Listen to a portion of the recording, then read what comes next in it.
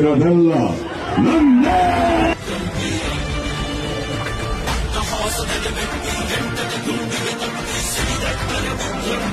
ಈ ಸಾಮ್ರಾಜ್ಯ ಕಲ್ತು ಆವಳಿ ದೀಪಾವಳಿ ಎರಡು ನನ್ನ ಕ್ಯಾರೆಕ್ಟರ್ ಎಲ್ಲ ಇತ್ತು.